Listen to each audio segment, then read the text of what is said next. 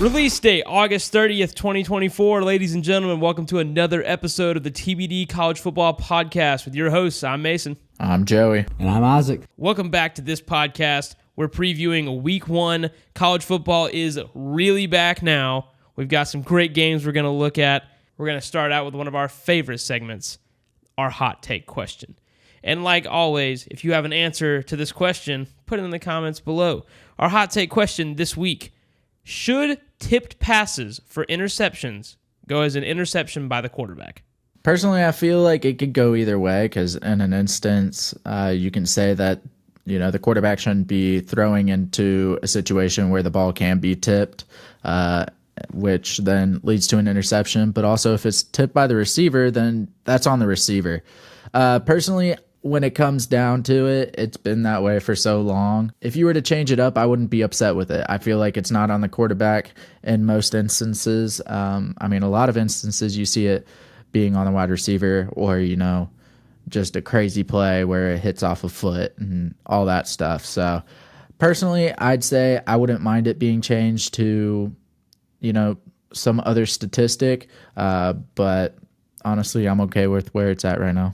I think if a quarterback makes a bad decision, throws into double coverage, it gets tipped, or if he throws it, immediately to a DB or a cornerback or whatever, then yes, that should 100% go as an interception for him. But I've also seen crazy interceptions where quarterback makes a great throw, it goes right through the receiver's hands, into his face mask, jumps up in the air, DB grabs it, runs it back for a touchdown. I believe that was JT Daniels versus Pitt a couple years ago when he was at West Virginia.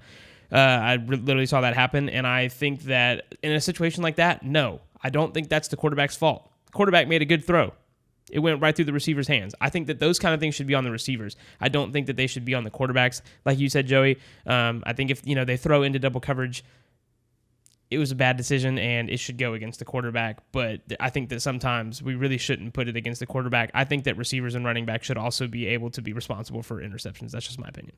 I agree with both of you in different ways. I think the big thing for me is that if you were to change it, you start getting really subjective with, there was miscommunication, the receiver didn't run the route correctly, or this happened or that happened. So you start to have this sliding scale of responsibility. I personally like where it's at. I think if the quarterback the origin of the ball is from the quarterback, I think it should be on him. But at the same time, I could see the argument for changing it because, like you said, if the receiver completely misses it or something on them, but I think that creates too much of a sliding scale where, again, it's kind of subjective, and then you have stats that are off, and it's just kind of weird. So I like where it's at, but if they were to change it, I wouldn't be opposed to it. I have no bones about it. Now we're going to get into our Week 0 review.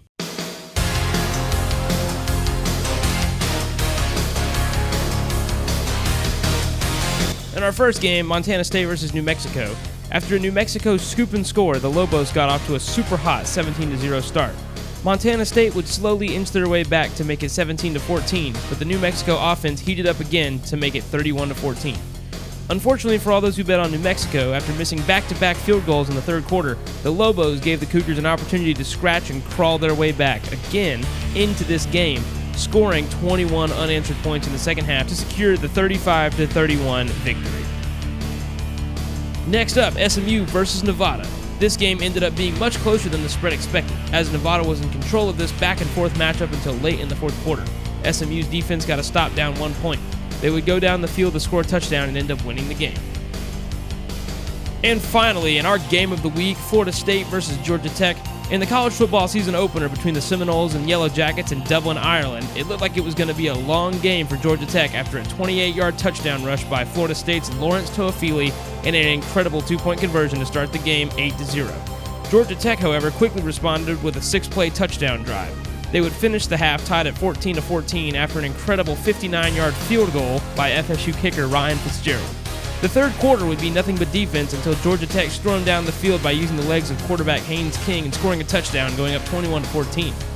Late in the fourth quarter, FSU would score after going for it on a gutsy 4th and 8 and end up scoring a touchdown to tie it up at 21. With 5 seconds left in the game, Georgia Tech kicker Aiden Burr, who missed a 51-yarder earlier in the game, drove a 44-yarder off the left hash in between the uprights for the walk-off win and securing the upset over the 10th-ranked Seminoles. So guys, week 0, it was crazy. I just want to say I was the only person who picked the upset. I was extremely happy that I picked the upset. I just had a feeling that Florida State and DJU was not going to cut it, and neither did their defense. I said Haynes King was going to use his legs. He ran all over them, and that's exactly what happened, and that's exactly how Georgia Tech got this win over Florida State. So now we're going to move into a really fun segment, one of our favorite segments here at TBD CFB. It's called Overrated, Underrated. We look at a couple teams from this past week and how they played, and we decide, are they overrated or underrated? First off, we're going to start off with Georgia Tech. Guys, is Georgia Tech overrated or underrated? I feel like after this game, we can say that Georgia Tech is currently underrated, or, was going into this game. Brent Key definitely stepped up the defense's game, as we could see a little bit against FSU, and we'll kind of talk about that once we start talking about Florida State. But, the offense was still there. The only issue I had with it was, they had to heavily rely on that run. Yes, they threw the ball here and there, and it was consistent. But when you face off against more teams, you're going to have to rely on that arm more from Haynes King. And I don't know where that's at right now, especially going up against a tough opponent like FSU. You would think you would see more arm slinging and stuff. But, from what we were talking about Georgia Tech going into the game, I definitely would say Georgia Tech was underrated. I am worried, though, that after this game, Georgia Tech will be then looked at as overrated based off of one game, one good game, or what some may say, and a little bit, a very bad game from the other team. I just want to respond to you really quickly because I want to say that I actually do think that Georgia Tech was underrated. I want you to remember that they actually had the top scoring offense in the ACC last year. Now, their record obviously didn't reflect that, but we know from the legend Josh Pate over at the Late Kick, your record isn't always what you say you are. So did they have huge defensive struggles last year at Georgia Tech? Yes, but they had the number 1 scoring offense in the league.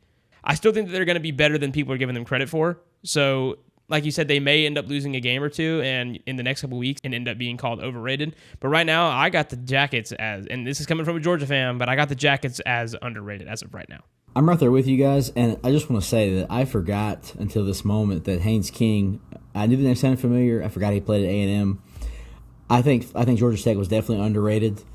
I think that they went into Dublin with a purpose, and although I didn't get to catch most of the game, I did see the most important moments towards the end, and they looked. I mean, based on the conversations we had in the chat, I kept updates all day from Mason and Joey, and I think it really was a good game. I feel for my friend Jim at work, who's a big Florida State fan, who was there, but nonetheless, I think Georgia Tech's underrated. I think that Florida State, might they have had a bad game? Possibly. I also think they have a trap game coming up this week with Boston College. But nonetheless, I think Georgia Tech's underrated. I'm right there with you guys. So now we're going to talk about Florida State. Is Florida State overrated or underrated? DJU used to be at Clemson.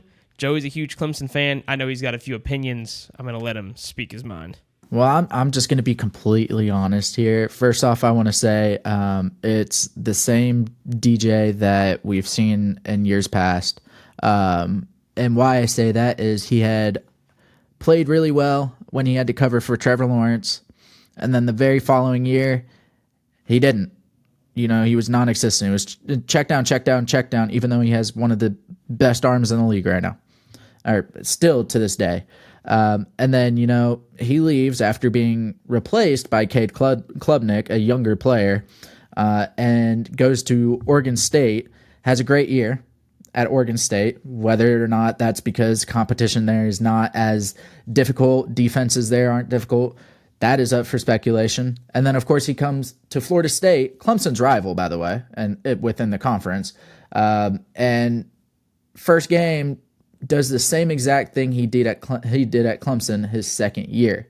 Could it have just been a bad game? Definitely. Do I think Florida State adjusted their offensive schemes to fit DJ like Clemson had for his second year? Abso-freaking-lutely, because the plays looked very similar. I mean, it was the screen pass, check down, and then the occasional long ball, which he was inaccurate most of the time. There was a wide open player at one point where he threw at his feet, and it was incomplete. I mean, they had to heavily rely on the run, which, shocker, we had to heavily rely on the run with Will Shipley and Phil Maffa, and it seems like it's repeating itself. Now, do I think he will improve for this season? Yes, not because of, him himself. Granted, I know he's a great man and he's a godly man and all that, but I don't think he improves because of himself. But I think it's because of the offensive system that he is in. Yes, Florida State has had a great defense the past couple of years, but I mean, their offense has been what's really been making them go, especially last year. So I think that gets fixed. I think defense has to stop the run. I mean, if you can't, the amount of times that Georgia Tech ran on them, it was absolutely phenomenal. They were not ready for Haynes King. No, they weren't ready for Haynes King. They weren't ready for their running back. It just was a nightmare for one of the best defensive line, or going into the season, having one of the best defensive lines in the league. Where were they? Right? And it was not a good showing for Florida State whatsoever. So just a couple things like that I mentioned last week. The first one being that travel in this game, and adapting to travel and adapting to the jet lag and preparing your body in that climate, in that area of the world, and playing a football game in a place you've never played before, that's going to be a challenge. And I think that Georgia Tech just did it better than Florida State. Now, DJ also does suck, don't get me wrong. I mean, but I think that was a big part of it. You have to travel well, and they went into that environment, and they played extremely well. I will tell you, Georgia Tech came out just looking extremely poised, extremely prepared. Florida State came out, and they just looked super unprepared, like the exact opposite. At first, they did drive down the field, score that touchdown, but after that, they just looked like they were walking on eggshells the entire game. I think that Florida State is 100% overrated. I do want to give Florida State the benefit of the doubt. I really, really do, because I think that there's a lot of adjustments for Coach Norvell, because they lost like Gerard Verse on defense, they lost Jordan Travis on offense, Keon Coleman. I want to say it's not Kelvin Benjamin, the other really tall receiver they had that was just like Kelvin Benjamin, who I think played tight end. But nonetheless, I want to give them the benefit of the doubt, but I just can't. You go to Ireland, you're a top 10 team, listen, let's talk about this. You're coming off of what was supposed to be a CFP appearance, so you said. And you decided to lose to Georgia Tech right after getting thrashed by another Georgia team who shall remain nameless. So, nonetheless, I've got to give Florida State overrated on this one. I like Coach Norvell. I respect Florida State. I'm humbled because they beat LSU the past 2 years in their season opener, but I guess they finally got to taste their own medicine. And then some, because they really got handled in Ireland. And, yeah, Florida State, overrated. DJ, listen, I've never watched him play enough to have an opinion, but I know enough about football to know that he's not the guy. So that's what I've got. And real quick, I just want to say, I think it's absolutely incredible that going into this season, everybody was saying that Florida State's offense was going to be even better. But when you watch this game, you really got to think Jordan Travis was a better quarterback in the Florida State system than I think anybody in years past, and of course current now. Now, of course, you got the Jameis Winston gurus and lovers and stuff, but Jordan Travis was just spectacular. He was the whole reason for that team being so successful, and we saw without him, they were not nearly as successful, and now with a quote-unquote better quarterback, they're nowhere near as successful. Florida State is 0-2 in back-to-back losses versus teams from Georgia. Anyway, all right.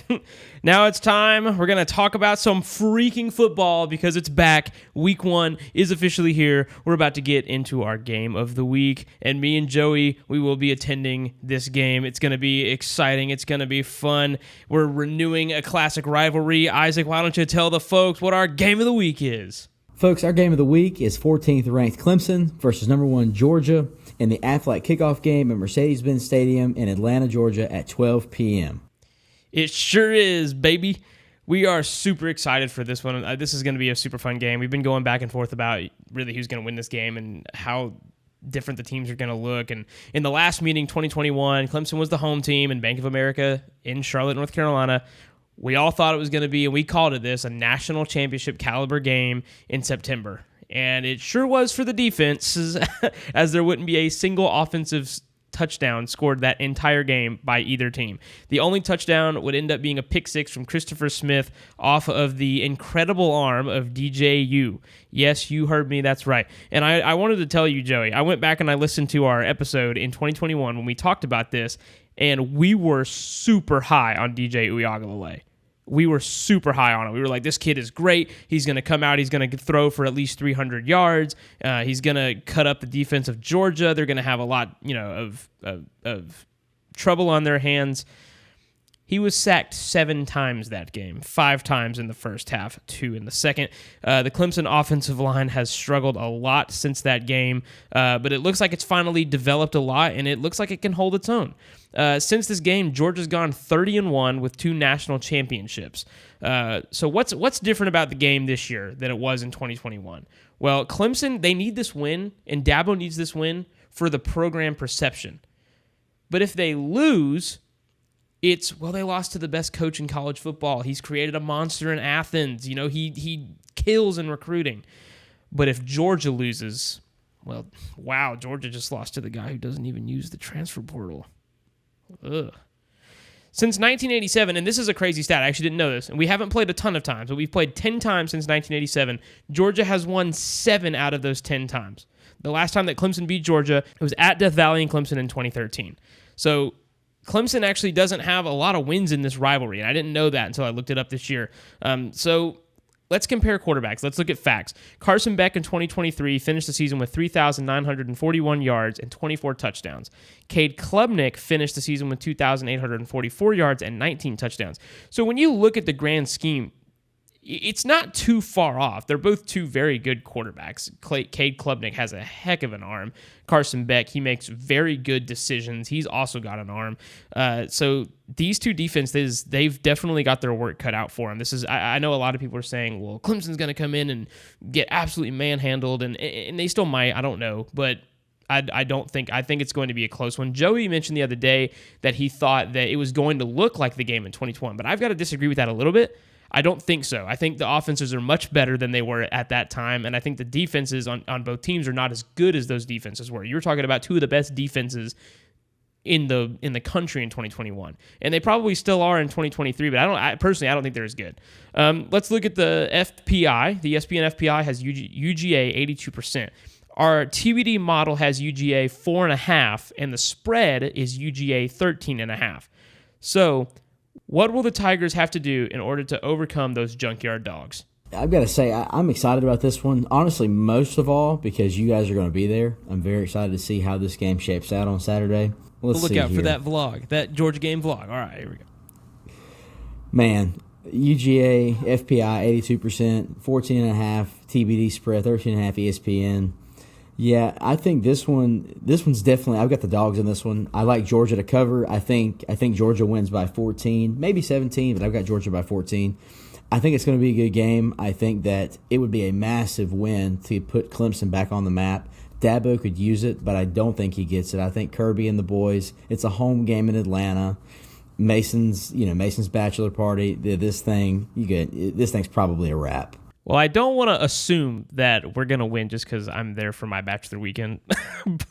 But yeah, me and Joey have been talking about this one a lot for that specific reason. Yeah, I'm going to make this one really easy. I got the dogs in this one. It's basically a home game for us. The defense is going to look good. I think we're just more talented on both sides of the ball. And I'm not dissing Clemson. This is not going to be an easy win for us. This is going to be a gritty win. I can see us winning this game by 7. I can also see us winning this game by 24. So it just depends on what type of version Georgia shows up with. The last 2 seasons, so last year we started out against Tennessee Tech, and we had a super slow start. And which was like, hey, we just won the national championship last year. We still have Brock Bowers. What is going on? But the year before that, we played our opener against Oregon in Mercedes-Benz again, and we won 49-3. I don't think that's going to happen again. And I would be surprised if that happens. I think this is going to be a super gritty, hard-fought win. It would still surprise me if Clemson won, but it would not surprise me if we only won by like 3 to 7 points. Okay, so hear me out while I convince myself that Clemson's going to win this game. Anyways, last season, Cade Klubnik, 2,844 yards, 19 touchdowns, 9 interceptions. Mind you, this is first year as a starting quarterback, first year offensive coordinator. Well, not first year, but first year under the Clemson name. So a whole new system. A lot of young wide receivers. And really all you had was Phil Maffa and Will Shipley. As you could tell against the Kentucky game at the end of last year in the bowl game, it's a bowl game. People opted out. No. Not a lot of people opted out in that game. Clemson put on an offensive masterpiece and completely forgot how to play defense. But it was still a great game. You got to take those factors into consideration. New, right? And then when it all stopped being new, it started to come together. My thing, and Mason, you brought this up, Georgia has an issue with starting off slow. I don't know if it is Carson Beck. I don't know if it's the play calling. I don't know what it is. I don't. My thing is, if Clemson's offense starts off as hot as they ended, and Georgia's offense starts the same way they played all season last season, I feel that the Clemson defense can hold up if the offense can get ahead early. Now, do I think Clemson can win? Probably not. But I'm going to pick Clemson because I got to back my Tigers. But don't call me Wish Eminem again.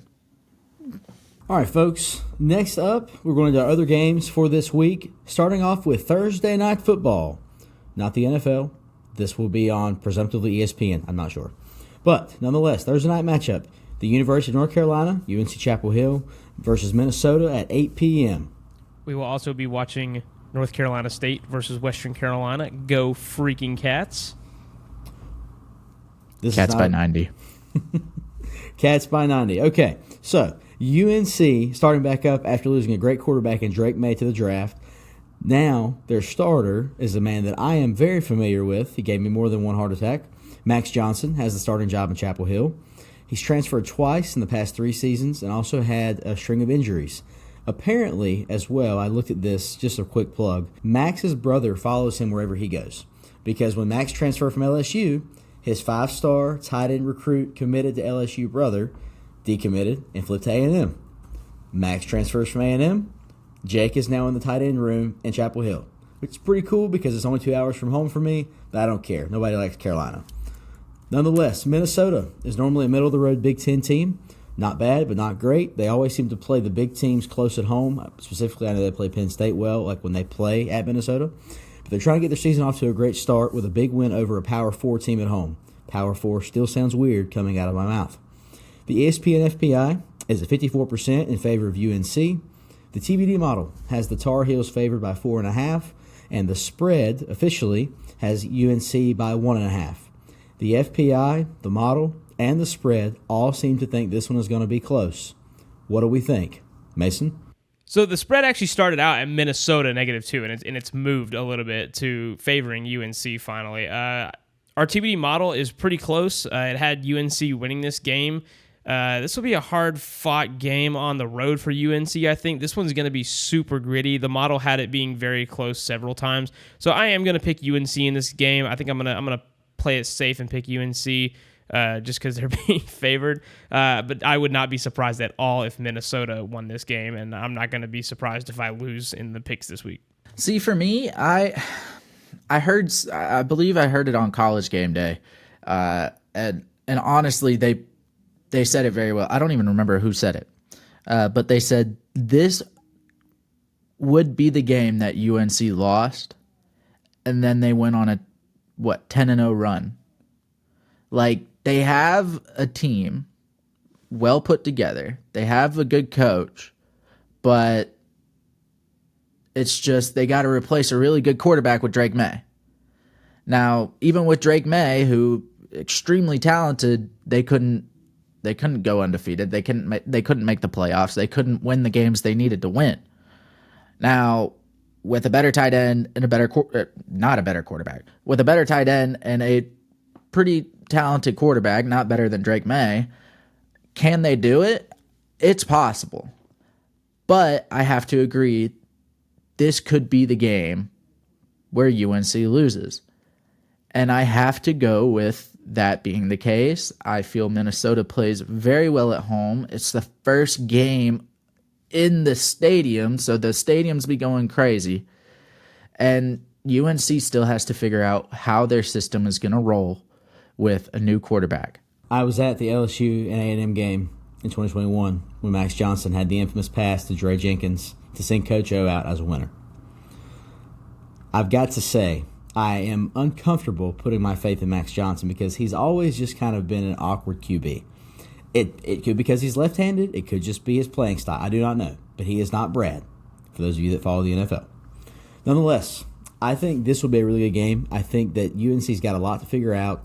I had a conversation this week with somebody about UNC football, and it's just kind of, I don't want to say bizarre, but just kind of bland. Like, Mac Brown has yet to actually take the program. Like, if you take away the quarterbacks, take away Drake May, you take away Sam Howell, he doesn't really have a lot to hang his hat on. Now, it's Carolina. They don't have a lot anyway.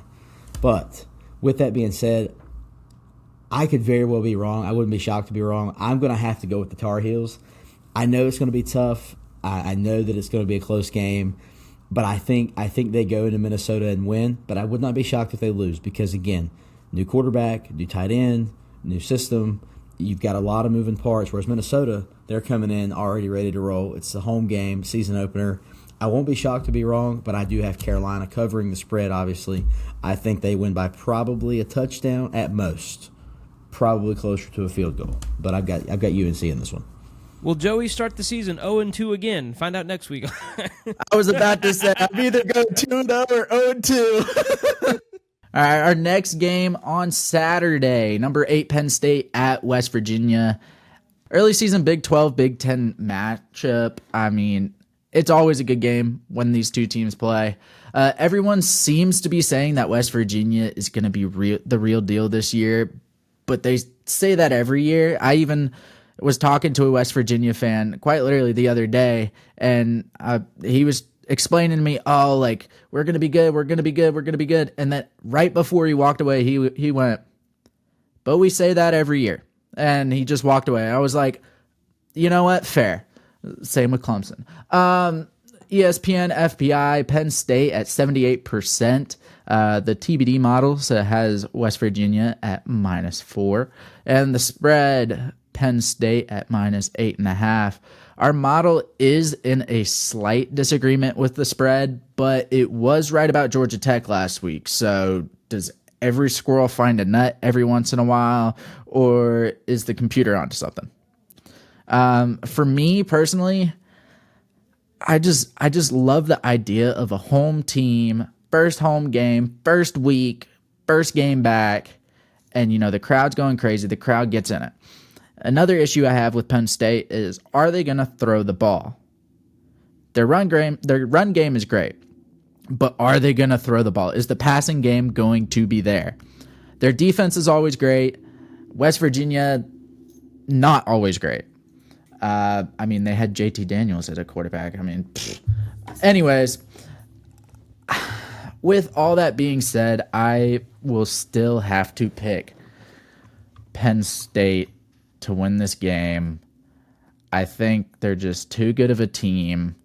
But I think it's going to be a close one. I don't think it's 8.5. I think it's field goal, maybe even by a point, like a missed 2-point conversion or something. Who knows? So my first instinct given the track record and given the comments I've made about the boys from Happy Valley, is that James Franklin needs this game.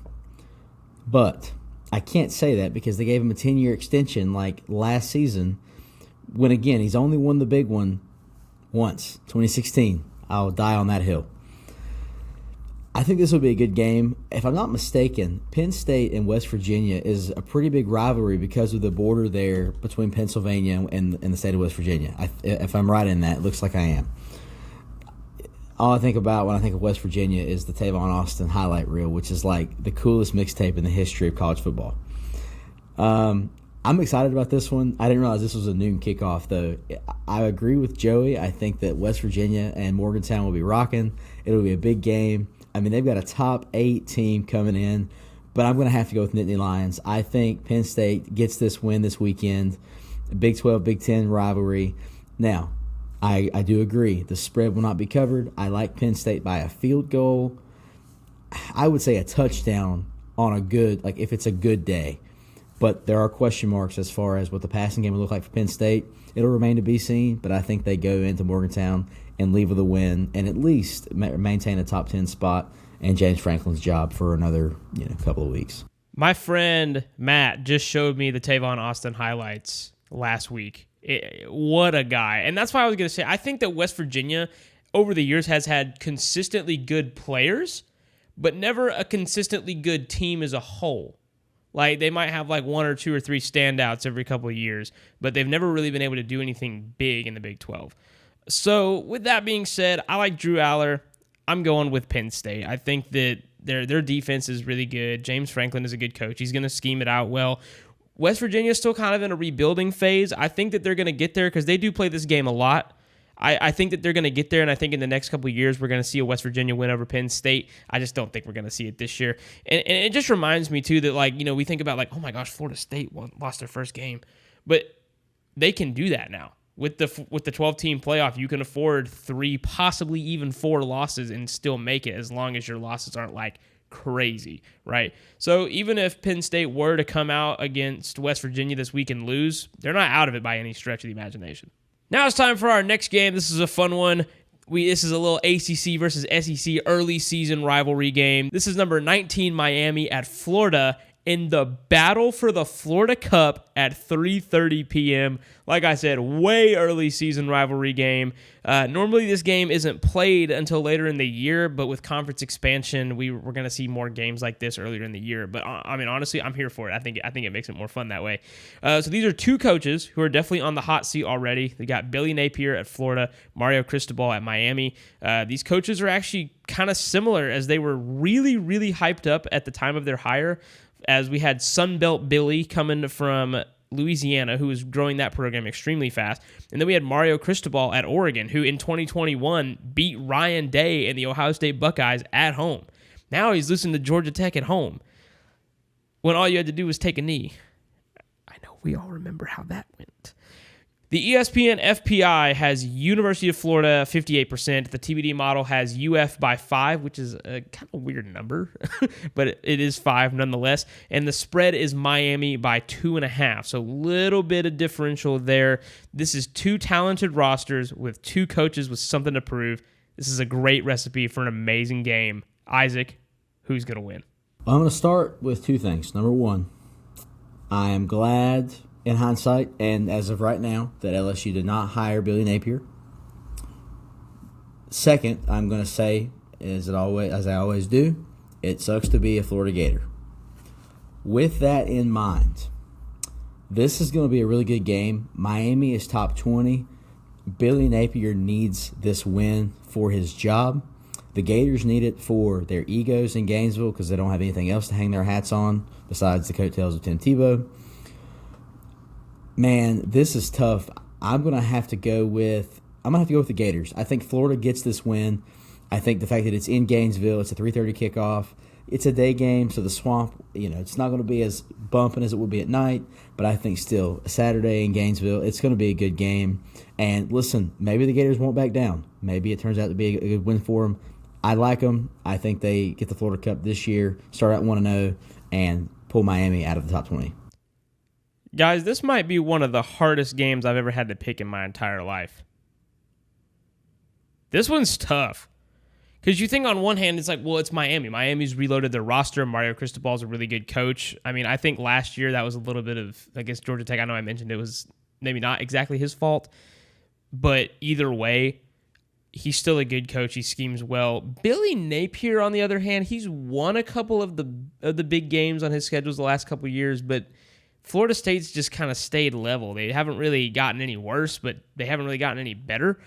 But they're still a tough team to play at home. And Miami's got to play this gritty Florida team at home in the Swamp, first game of the season. And with that being said, I am going to pick Miami to win this game.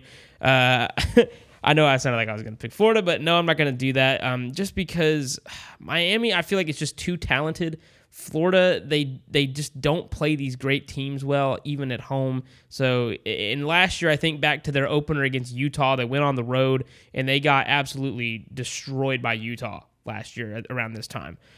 So I'm going to give it to Miami. I think they have more talent, and they have Cam Ward, the transfer from Washington State. I think he's going to do amazing things in this game against this Florida defense, so that's why I've got Miami. And I'm really glad you actually brought up Cam Ward, because that was one of my main points when deciding for my prediction here. You have Graham Mertz, who honestly, when you look at his throwing stats, they weren't bad. I mean, 20 touchdowns to 3 interceptions is phenomenal if you really look at it. The only issue is he was sacked 31 times. 31 sacks last season. That is atrocious. And that's with Trevor Etienne in your backfield, in which you don't have anymore. I just wanted to point out, literally the one reason that Florida was able to beat Tennessee last year was because of Trevor Etienne. Exactly. And now you look at Miami, who has a head coach who, has proven he can stick in the big leagues. He can build good rosters. He can develop talent. And he can develop O-line and D-line. Then you put in Cam Ward to handle the ball behind center. And you still have wide receivers coming back. I mean, Restrepo is how old now? He's elderly now, right? He gets his senior citizens 401k now? I don't know. But I have to pick Miami because, like Mason said, the amount of talent that they're not only bringing back, but they just have, period, is 10 times better than what Florida has. I genuinely think that Billy Napier is coming to his end as a head coach in Power 4 football. The next game we have is number 7 Notre Dame at number 20 Texas A&M at 7:30 p.m. Marcus Freeman and the number 7 Irish come into the terrifyingly and coltish, just a little, home of the 12th man at Kyle Field to take on the 20th ranked Texas A&M Aggies. The Irish have a new shot caller this year in Riley Leonard, the transfer from Duke. And the Aggies have a brand new head coach, another transfer from Duke, Mike Elko. Former Duke quarterback versus former Duke head coach. Who will win this battle? Does Mike Elko have an advantage over the Irish, knowing Leonard all too well, or is Marcus Freeman gonna cook? ESPN FPI has Notre Dame at 59%. TBD model has A&M at -4, and the spread is A&M at -3. So, TBD model and the spread kind of agree with each other. Mason, what do you think? Man, you've had a ton of teams come in to Kyle Field and get absolutely demolished, but then you've also seen like App State go and beat Texas A&M in the first game. This one's really tough. This is not a Jimbo Fisher coach team anymore, so I think that juju is kind of out for them. I think that Marcus Freeman is an incredibly good head coach who's going to do amazing things there. Connor Weigman's coming into his second year at quarterback. He's going to be going up against Riley Leonard.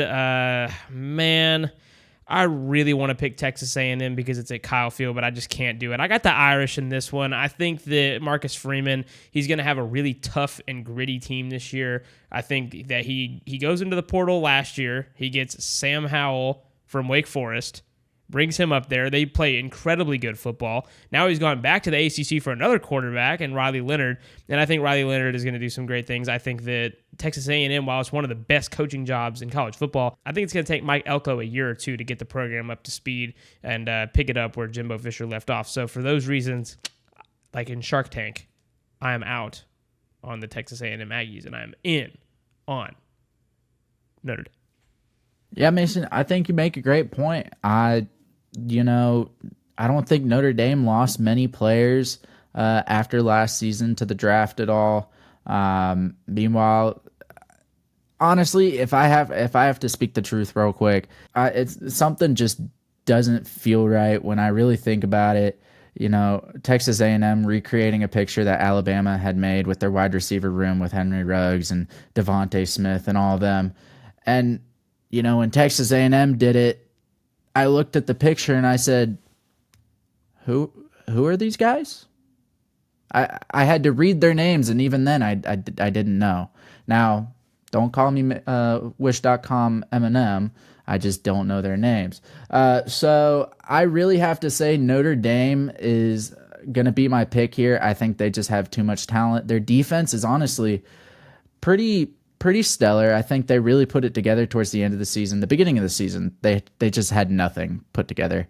But I think they're going to be rolling a little bit better this season. I have mixed emotions about Mike Elko because he did the same thing that the Texas A&M baseball coach did. He sits in a presser and says, "Oh, I love it here. I like Durham. We're building something here at Duke." And then, listen, Lincoln Riley, I feel like I don't know this. It's not just Lincoln Riley. I think of him because he's the bigger, most recent one. Nonetheless, it feels weird because I'm not a fan of the way that was handled. I don't like A&M. Listen, I don't like Colts. I certainly don't like A&M. This one is tough, though, because it is at Kyle Field. It's a Saturday night game. I think it's going to be rocking. I think the crowd will be great. If there was ever a game to be at that wasn't an LSU game, that would be a really good one to be at. I'm going to have to go with the Irish on this one for a TBD triple pick. I can't go with A&M. I think there's too many uncertainties. I think that Riley Leonard will be a good quarterback, at least for this game for Notre Dame. Marcus Freeman's kind of got it put together. They've got a good defense. You pulled Sam Hartman last year. He's got Riley Leonard this year.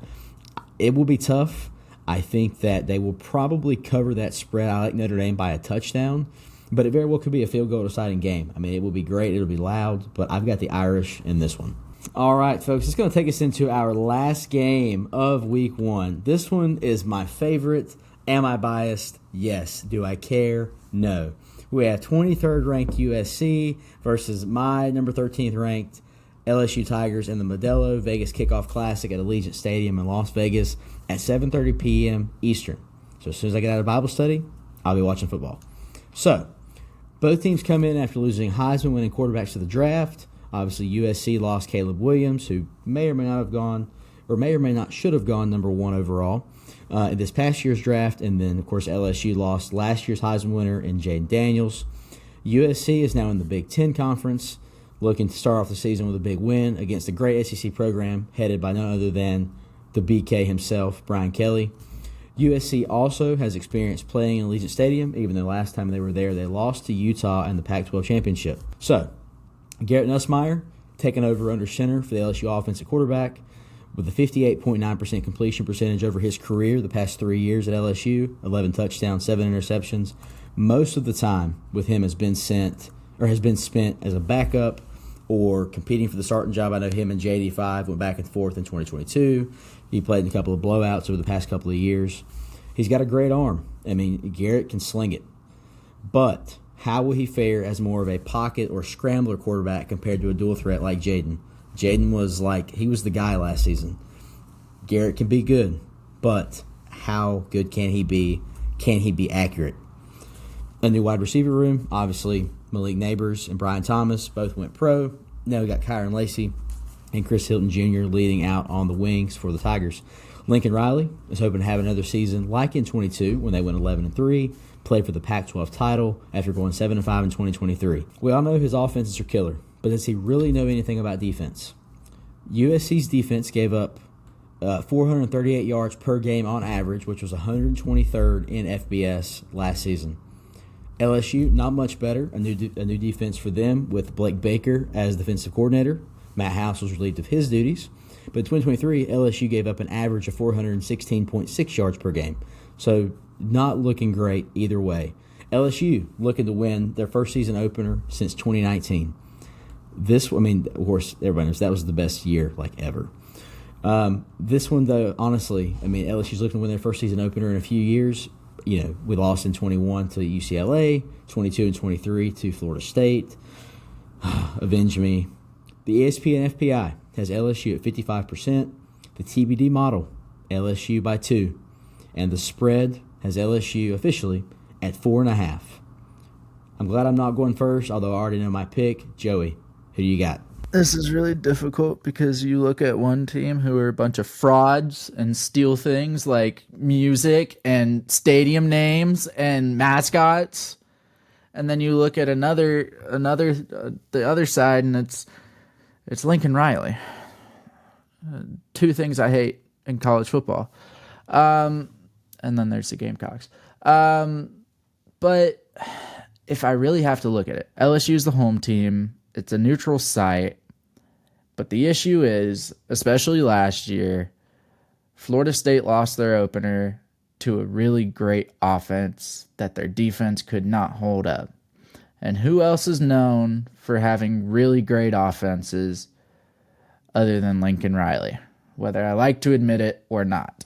Now, Florida State also had a semi-good defense at the time to back up that offense. I can already guarantee you USC is not going to go out there with a good defense. They might as well put no people out there, and they might actually stop more completions than having people out there. I have to choose that ugly yellow and purple and choose LSU, but I definitely think it's going to be a close game. I think it's going to be a shootout. So let me just say that I'm glad ours looks like a tiger and not an off-brand Mr. Cheeto. Look, it's okay to have a mascot that looks like he's on cocaine, but he is a tiger. He's nice and orange and pretty. LSU's tiger is the guy that your girlfriend tells you not to worry about. Listen, Mike has, I don't even know what Clemson's mascot's name is, but Mike has Aubie and the Clemson off-brand Great Value Mr. Cheeto Tiger Beat, okay? Hands down, beyond a shadow of a doubt. And it's not just because there's a live one on campus either. It's just the way that it is. Well, we have a cub mascot form, but we have a cub. Okay. Guys, listen, this game, I'm nervous. I'm always nervous. I can't wait to wear purple all weekend, every day. My jersey on Sunday. I can't wait. I've got LSU. I think that we cover the spread. If I was going to give a score prediction, honestly, I'm thinking 38-28 LSU. I think it's a shootout. I think that our defense shows up to be a little bit stronger than last season to start the year. At least, God, I hope so. 2 years in a row, I've had to watch Payne and then listen to Brian Kelly complain after the game about how we weren't prepared. You had all offseason, brother. You got a new coordinator on both sides of the ball. It's time to rock and roll. Okay, so I just want to point out, LSU, even though they're the home team, is going to have to travel 2,000 miles, while USC is only going to have to travel 200 miles. LSU lost some really high-powered wide receivers and a Heisman-winning quarterback. Lincoln Riley is an extremely good head coach. I think he's going to scheme this extremely well. He develops talent really well, especially at the offensive position. So, Isaac, I'm sorry, but I'm going to have to give this one to the LSU freaking Tigers, baby. Yes, Paul Feinbaum is right. Lincoln Riley is done. There is no dynasty. They haven't done anything in years except for with Caleb Williams. And even with Caleb Williams, they went 7-5. They don't know how to play defense. This is over. LSU by freaking 21. Take it to the bank right here on TBD CFB.